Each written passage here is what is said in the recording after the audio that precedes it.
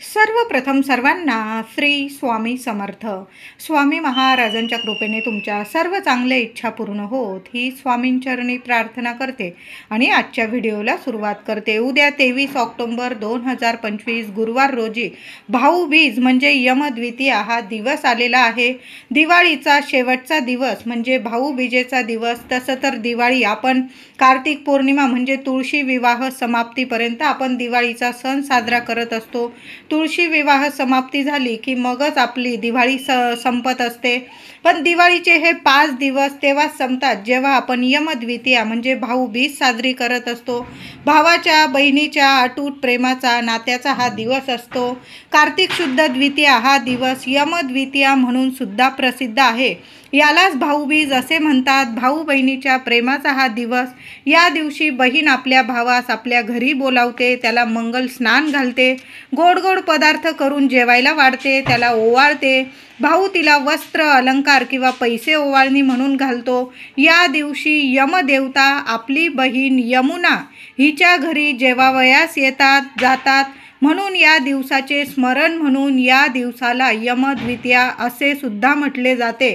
आणि याच दिवशी म्हणजे यमदेवता त्यांच्या बहिणीकडं जातात, तिला भेटतात, तिच्या घरी जेवतात, गोडधोड जेवतात आणि असंच पद्धतीने आपला भाऊसुद्धा आपल्याकडे येतो. आपण त्याला मंगल स्नान घालतो, जेवायला घालतो, ओवाळणी करतो. याच दिवसाला भाऊबीज म्हणून सुद्धा आपण साजरी करत असतो. थोडक्यात एक कथा सांगते तुम्हाला. एक दिवस यमाने आपल्या दूतांना आज्ञा केली, ज्याला आजवर कोणीही शिवी दिली नाही अशा माणसाला घेऊन या. यमाचे दूत अशा माणसाचा शोध करीत निघाले. एका बहिणीला ही बातमी कळली. तिच्या भावाला आजपर्यंत कोणीही कधीही शिवी दिली नव्हती हे तिला माहीत होते. आता आपल्या भावाचे रक्षण केले पाहिजे म्हणून त्याला शिव्या देत देत ती रस्त्याने फिरू लागली व त्याच्या घरी गेली. हिला बहुतेक वेळ लागलेले आहे असे माहेरच्या माणसांना वाटले. मग तिने सर्व घडलेला खरा प्रकार त्यांना माहेरच्या लोकांना सांगितला. सर्वांना खूप आनंद झाला. आपले प्राण आपल्या बहिणीने वाचवले म्हणून भावाने बहिणीला ओवाळणी घातली. तो दिवस होता कार्तिक शुद्ध द्वितीया. म्हणून या दिवसाला यमद्वितीया किंवा भाऊबीज असे सुद्धा म्हणतात. म्हणजे त्या बहिणीने यमदेवांकडून आपल्या भावाचे प्राण वाचवले म्हणून त्या भावाने तिला ओवाळणी घातली. म्हणून हा दिवस यमद्वितीया किंवा भाऊबीज म्हणून सुद्धा ओळखला जातो. भावा बहिणींनी एकमेकांची कायम आठवण ठेवावी, विचारपूस करावी, एकमेकांवर प्रेम करावे यासाठीचाच हा सण असतो. बहिणीकडे भावाने जावे, तिला वस्त्र अलंकार देऊन तिचा मानपान करावा, तिच्या घरी गोडधोड जेवण करावे, भोजन करावे. आता ज्यांना सख्खी बहीण नसली तर एखाद्या मानलेल्या बहिणीकडं जेवलात, तिच्याकडून ओवाळून घेतलं तुम्ही आणि तिला ओवाळणी घातली तरीही चालेल. आता बहिणीला भाऊ नसेल तर तिने चंद्रोदय झाल्यानंतर संध्याकाळी तुम्ही चंद्राला ओवाळून घेतलं तरीही चालेल. ज्या बहिणींना भाऊ नाही त्यांनी सरळ चंद्राचं दर्शन होताच संध्याकाळी चंद्राला ओवाळायचं आहे. छान औक्षणाचं ताट तयार करा महिलांनो. ज्या बहिणींना भाऊ नाही त्यांनी चंद्राला औक्षण करायचं आहे. जसं आपण भावाला औक्षणाचं ताट तयार करतो तशाच पद्धतीने औक्षणाचं ताट तयार करा. आधी देवांना ओवाळून घ्या. आपले स्वामी महाराजांचा फोटो असेल, स्वामींना ओवाळून घ्यायचा आहे. आपले भाऊ बंधू करता धरता आपले स्वामी, आपला गणपती बाप्पा, तुम्ही ज्या देवांना मानतात ना तेच आपले सर्व काही आहे. आधी देवांना ओवाळून घ्या देवघरात, नंतर चंद्राला ओवाळून घ्यायचं आहे. असं भाऊबीज कुठंच साजरी होणार नाही. अशी उद्या ज्या बहिणींना भाऊ नाही त्यांनी अशी भाऊबीज साजरी करायची आहे. ज्यांना भाऊ आहे त्यांनी अगदी भावाला छान असं औक्षण करायचं आहे. अशा पद्धतीने आपल्याला भाऊबीज छान साजरी करायची आहे. भाऊबीजेच्या दिवशी गंगा स्नानाला खूप महत्त्व आहे. म्हणून भाऊ बहिणींनी भाऊबीजेच्या दिवशी सकाळी अंघोळीच्या पाण्यात थोडंसं गोमूत्र टाकायचं आहे. दिवाळीच्या दिवसांमध्ये गोमूत्राला खूप महत्त्व आहे. पंचगव्याने स्नान करण्याला पण खूप महत्त्व आहे. थोडंसं गोमूत्र जरी टाकलं तुम्ही तरीही चालेल किंवा पंचगव्य तुम्हाला मिळून जाईल बाहेर पूजेच्या साहित्याच्या दुकानात, तुम्ही ते टाकू शकता. नसेल तुमच्याकडं तुम्ही थोडंसं 2 थेंब गोमूत्राचे टाका आणि गंगाजल थोडंसं का होईना चमचाभर गंगाजल टाका आणि पुण्य आपल्याला म्हणजे गंगा स्नान केल्याचं पुण्य फळ मिळणार आहे, म्हणून गंगेचं पाणी आणि थोडंसं गोमूत्र या दिवशी जरूर टाका. या दिवशी यमुनेबरोबर यमाची सुद्धा पूजा केली जाते. बऱ्याच ठिकाणी भावासाठी एक दिवा लावला जातो. मी तुम्हाला पुढं सांगणारच आहे. भावासाठी एक चौमुखी दिवा, भावाचं औक्षण करण्याआधी प्रत्येक बहिणीने एक चौमुखी दिवा जरूर लावायचा आहे. भावावर जे काही अकाली संकट असतील, काही मृत्यूचं संकट असेल, काही ना काही म्हणजे प्रत्येकाला काही ना काही संकटांना सामोरं जावंच लागतं. म्हणून प्रत्येक बहिणीने भाऊबीजेच्या दिवशी औक्षणाच्या आधी एक दिवा जरूर लावायचा आहे आणि मगच भावाचं औक्षण करायचं आहे. तर भाऊबीजेच्या दिवशी सकाळी ब्रह्ममुहूर्तावरच सर्वांनी उठायचं. भाऊ बहीण लहान असो मोठे असो, प्रत्येकाने आंघोळीच्या पाण्यात थोडंसं गंगाजल आणि गोमूत्र टाकून आंघोळ करायची आहे. यामुळे काय होतं, भाऊ बहिणीला आरोग्य, सुख, शांती, वैभव मिळतं आणि अकाली मृत्यूचे संकट टळतं, अपमृत्यू टळून जातो आणि भावा बहिणींचं कायम रक्षण होतं. म्हणून या 2 गोष्टी आंघोळीच्या पाण्यात जरूर टाकायच्या आहे. भाऊबीजेला भावाला अभ्यंग स्नान जरूर घालावं. अभ्यंग स्नान झाल्यानंतर देवांची पूजा करावी. प्रत्येक बहीण भावाने उद्या आंघोळीनंतर देवांना नमस्कार करा, देवांची पूजा करा. ज्यांना भाऊ नाही त्यांनी छान असं देवांना अभिषेक करायचा आहे. दुधाने अभिषेक करा, पाण्याने अभिषेक करा, पंचामृताने अभिषेक करा. गणपती बाप्पांची मूर्ती असेल, स्वामींची मूर्ती असेल, बाळकृष्णाची मूर्ती असेल, सर्व देवी देवतांना छान अभिषेक करा. छान असं फुलं वगैरे वाहून, अष्टगंध लावून छान असं अभ्यंग स्नान घालून देवांना सुद्धा अभ्यंग स्नान घाला आणि छान देवांची पूजा करायची आहे. थोडी थोडी तांदळाची रास करा देवघरात, त्यावर आपले देव विराजमान स्थापन करायचं आहे. देवांना सुद्धा उद्या गोडाधोडाचा नैवेद्य, तसं तर आपण दिवाळीत देवांना गोडाधोडाचा नैवेद्य दाखवतच असतो. भाऊबीज आहे उद्या, काहीतरी गोडधोड जरूर करा. शिरा बनवा, खीर बनवा, तुम्हाला जो पदार्थ बनवायचा तो देवांना आपल्या भावासाठी बनवू शकता तुम्ही. आणि आधी देवघरात नैवेद्य दाखवायचा आहे आणि मग सहकुटुंब सहपरिवार तुम्ही जेवायचं आहे. आधी आपल्या स्वामींचं, गणपती बाप्पांचं औक्षण करा महिलांनो, आणि मग आपल्या भावाला ओवाळायचं आहे. यामुळे सुद्धा आधी आपण देवांना न विसरता औक्षण करतो ना, मग देवसुद्धा आपल्याला आणि आपल्या भावाला कधीच विसरत नाही. प्रत्येक क्षणी आपल्या पाठीशी उभे राहतात, आपल्या भावाच्या पाठीशी उभे राहतात आणि जे काही अकाली संकट असतात ते वरच्या वर टळून जातात. प्रत्येक क्षणाला कोणत्या ना कोणत्या रूपाने येऊन देव आपली साथ देत असतो आणि आपल्या भावाची साथ देतो, आपल्या कुटुंबाला साथ देतो आपला देव. म्हणून आधी आपल्या देवांना ओवाळा, आपल्या देवांना नैवेद्य दाखवा आणि मग आपल्याला साध्या पद्धतीने, आपल्या पारंपरिक पद्धतीने भाऊबीज साजरी करायची आहे. तर आता भाऊबीज 2025 शुभ मुहूर्त काय? आता प्रत्येकाला शुभ मुहूर्त खूप महत्त्वाचा असतो. आपण कुठलंही काम असो, कार्य असो, आणि उद्या तर भाऊबीजेचा दिवस आहे, सोन्यासारखा दिवस आहे, तर शुभ मुहूर्त तर बघायलाच हवा. अभ्यंग स्नान झाल्या सूर्योदयाच्या आधीच आपल्याला अभ्यंग स्नान करायचं आहे. उद्या भाऊबीजेला सूर्योदयापर्यंत अभ्यंग स्नान व्हायलाच हवं आणि सूर्योदयापासून ते अगदी रात्रीच्या 8 वाजेपर्यंत तुम्ही भावाचं औक्षण करू शकता. संपूर्ण दिवस हा भाऊबीजेचा शुभ मुहूर्तच आहे. पण तुम्ही जर राहू काळ मानतात तर दुपारी 1 वाजेपासून 3 वाजेपर्यंत हा राहू अशुभ काळ असणार आहे. आपण आपल्या भावाला चुकून सुद्धा या अशुभ काळात ओवाळू नका, औक्षण करू नका. या गोष्टी तुम्ही जर पाळत असाल, राहू काळ मानत असाल, पाळत असाल, अशुभ काळ मानतात, त्या बहिणींनी भावाचं औक्षण या राहू काळात चुकून सुद्धा करू नका. नाहीतर मग काही ना काही संकट येतात आणि मग आपण म्हणतो आपल्याच पाठीमागे का असं संकट येतात. तर हे छोट्या मोठ्या गोष्टी खूप महत्त्वाच्या असतात. म्हणून राहू काळ मानणं खूप गरजेचं आहे. कुठलंही शुभ काम करताना आपण राहू काळ बघत असतो आणि तो राहू काळ टळून गेल्यानंतर आपण शुभ गोष्टी करत असतो. म्हणून उद्याचा दिवस महत्त्वाचा आहे. भाऊरायासाठी, बहिणीसाठी हा दिवस खूप महत्त्वाचा आहे, मोलाचा आहे. म्हणून राहू काळ जाऊ द्या. दुपारी 1 ते 3 हा 2 तासाचा राहू काळ असणार आहे. या वेळात वेळात या काळात अजिबात आपण चुकूनसुद्धा भावाचं औक्षण करू नका. मग तुम्ही सकाळी 6 वाजेपासून अगदी रात्रीच्या 8 वाजेपर्यंत जरी तुम्ही भावाचं औक्षण केलं, सोन्याहून पिवळं छान दिवस आहे, संपूर्ण दिवसच शुभ आहे.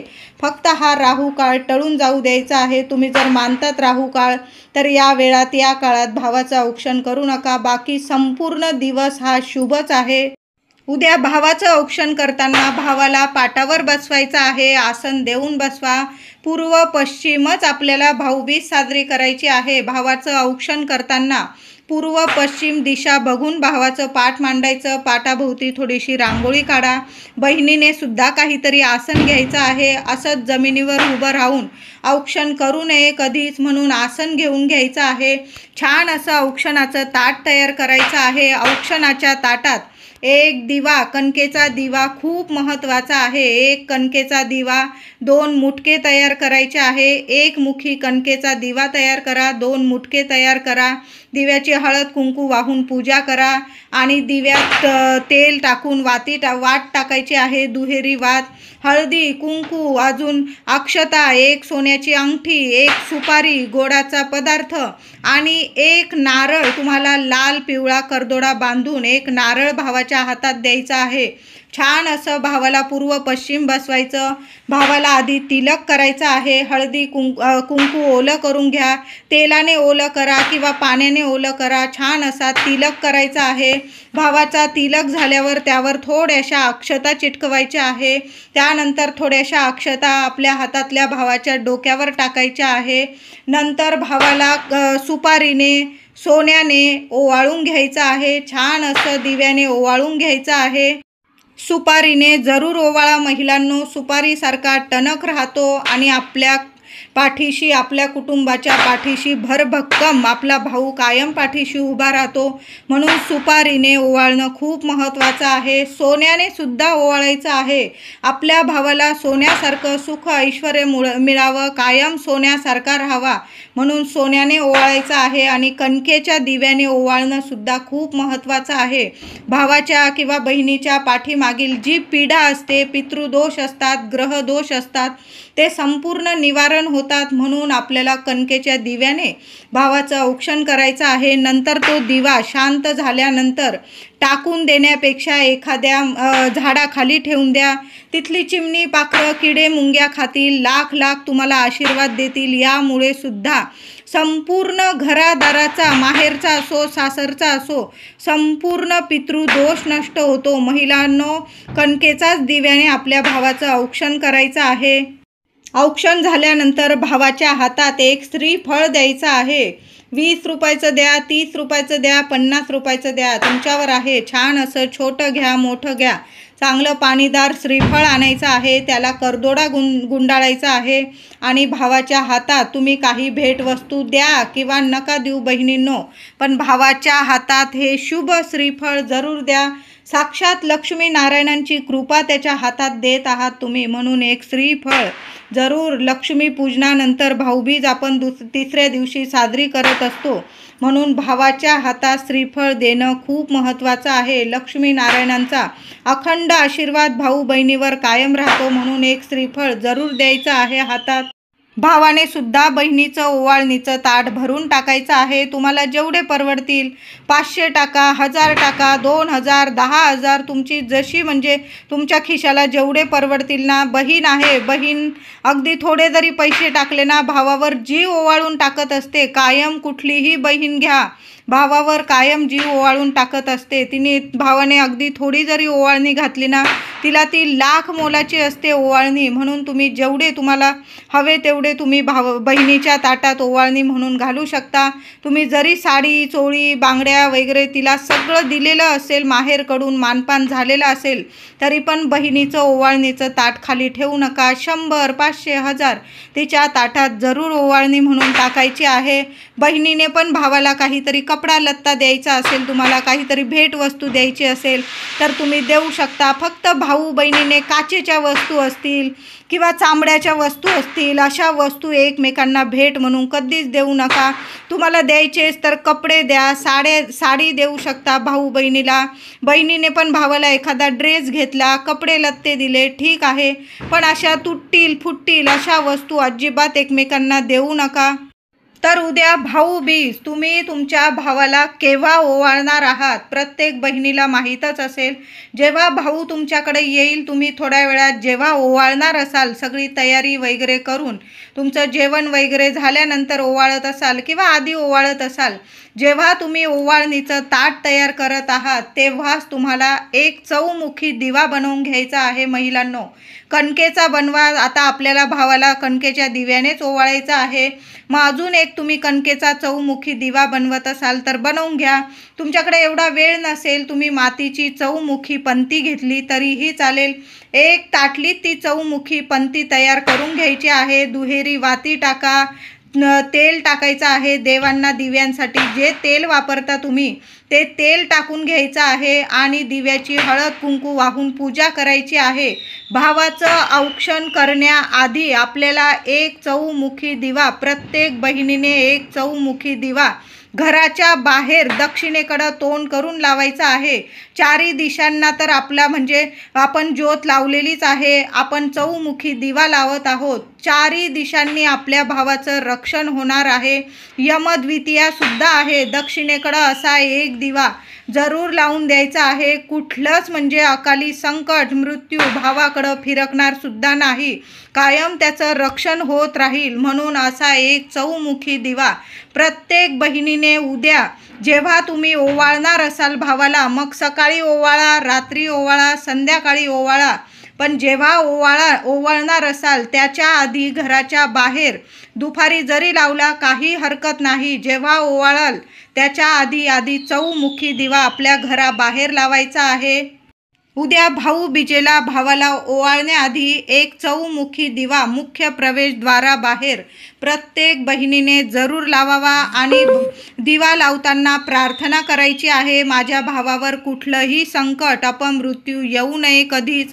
माझ्या माहेरील व्यक्तींवर कुठलेही संकट कधीच येऊ नये. अकाली मृत्यू संकटांपासून माझ्या माहेरचे प्रत्येक व्यक्तीचे कायम रक्षण व्हावे आणि माझ्या माहेरी कायम अखंड लक्ष्मी नांदावी अशी प्रार्थना करून तुम्हाला घरात यायचं आहे आणि मग आपल्या भावाचं औक्षण करायचं आहे. भाऊ लहान असो मोठं असो, प्रत्येक बहिणीने हा उपाय जरूर करा. आता तुम्हाला जर एक मुलगा एक मुलगी आहे आणि ती लहान मुलगी आहे तुमची आणि ती भावाला ओवाळत आहे, तर मग काय करायचं महिलांनो, आपण आई आहोत.